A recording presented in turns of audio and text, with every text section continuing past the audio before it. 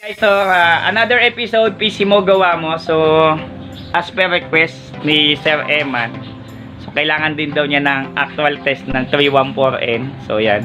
So na actual test natin kahapon si EW75. So actual test natin. So ayan na naman yung mahabang kable. Ayan si Boss Eman, Boss Eman. Yan.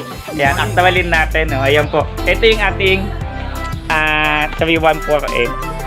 Ayan. So, check natin kung mapapaabot natin ng malayo-layo. Bossing, pwede po ba iusod lang natin dito sa right side yung ating kabayo? Pakita ko lang sa iyo na medyo malayo-layo talaga. Kasi baka sabihin may harang agad eh.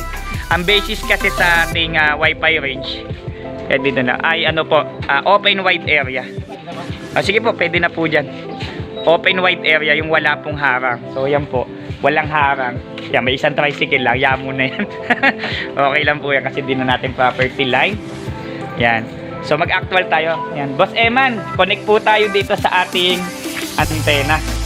So, mura wifi dito. Yan.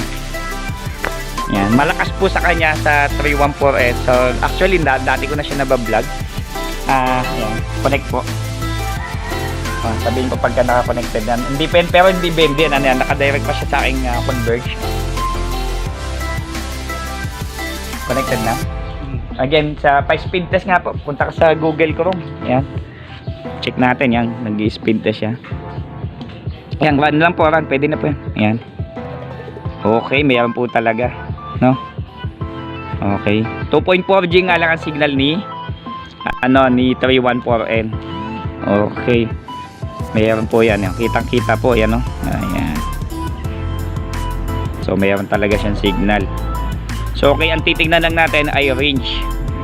Okay. Maglalakad na tayo malayo yan. Malinaw, guys, no? Okay. Kuya Eman, tara. Oo. Ika, pwede ka mag-play habang naglalakad tayo. Pero doon sa dulong-dulo, magana tayo, no? Yan.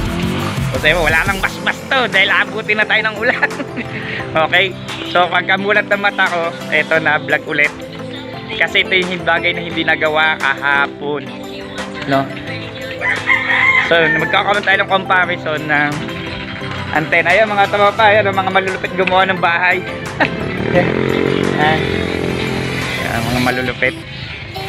So sabi kasi nila may mga yung guys, beware kayo sa 314N na meron kasi minsan may mga short range siya.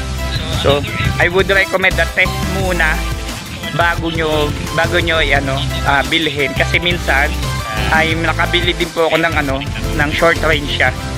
So defective, factory defect. Kahit na i-reflash mo siya as a dito open WRT, so same range lang ang makukuha mo, wala pang 5 meters o 10 meters, napakalapit lang, no? Tapos nagloloko pa siya. So mas maganda guys, pagkabili nyo doon pa lang sa shop na pinagbilhan nyo, i-test nyo na siya. Okay? Kasi minsan hindi maiwasan na may defective. Pero yan naman po yung pinapalitan ni supplier yan. So maraming salamat po Konpa sa sponsorship, no? Sir Albert Pangilinan, maraming salamat po. Yan, satisfied naman si customer natin. Sasagabin na natin yan sa dulo. Diba? Naglag na? Tignan mo yung signal. Wala pa. Hindi. 3 bar pa. Speed test tayo dito. Oo, may nakahawangan na tricycle. Speed test. Speed test. Check mo na kung nakakonect ka pa, pang wala ka na yata sa wifi. Okay. Ibig sabihin meron pa yan. Inabot na kami na Ambon. So ito is a 130 to 150 meters. Mayroon pa. Yan. Mayroon pa talaga. Nagalaw.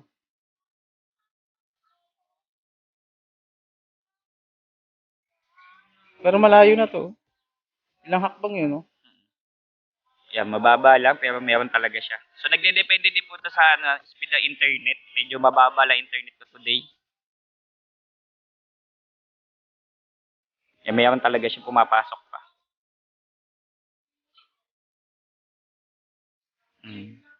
Yan, meron talaga, no? Okay. Tapos, Boss Eman, check natin naman yung ano naman, YouTube mo kung makakapag-play ka. Play mo nga. Kahit ano dyan. Kahit ano yan, sample. Medyo may kabagalan na siya. Pero malayo na to. Malayo na, no? 100 plus na yan. 100 plus. Pero na-tested ko to. Kung maganda internet kaya kasi sa internet. So, Depende sa internet. ay nawawala na tayo. Inabot na tayo ng ulan. Okay. Sige, balik na tayo kasi inabot na tayo ng malakas na ulan. Check mo nga kung nagpe-play. Pero kung maganda, pangit kasi nagloloko internet namin ngayon. Pero kung maganda internet nito, yung signal niya guys to sa 130 ay 3 bar pa. So hindi pa siya tinry lang natin na bumalik. Gawa nga ng naambon na.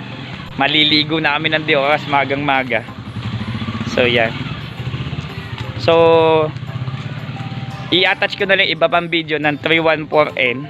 Yung quality signal niya. So medyo nagloloko lang po yung internet. Pero yung signal niya doon 130 meters 3 bar pa.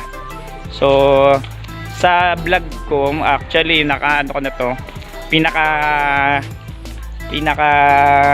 abot niya up to 500 meters. 500 meters kaya pa niya. Open wide areas. Yun nga lang, siyempre alam naman si Compass minsan pag hindi stable yung internet mo. So doon naman tayo nagkakaproblema. Okay, so yan. So medyo malayo din po si 314N. Anyway, ang problema ko naman is yung internet ko. Internet ko naman po may problema. Pero nagdidepende din po yan minsan sa cellphone, no? Minsan may mga cellphone kasi na mahina talaga yung signal. Yan, isa pa na hindi natin na-prove. Anyway, Compass 314N malayo talaga. Ayan. Ayan. So, ito siya. Ayan. So, magpaalam na tayo, boss. Yung boss, PC mo gawa mo. Ayan, boss. Maraming salamat po. Ayan, kay Sir Wilson, tsaka kay Sir Lordino Garibay. So, by Monday, nasa Calamba, Laguna po ako. So, yung gagawa din ng vendor doon. Mga multiple AP. So, 314N din yung gusto niya. Tsaka yung Compass N5. Anyway, guys, maraming salamat. So, ayan, maraming salamat po. PC mo gawa mo. Ayan. Don't forget to subscribe. Maraming salamat po.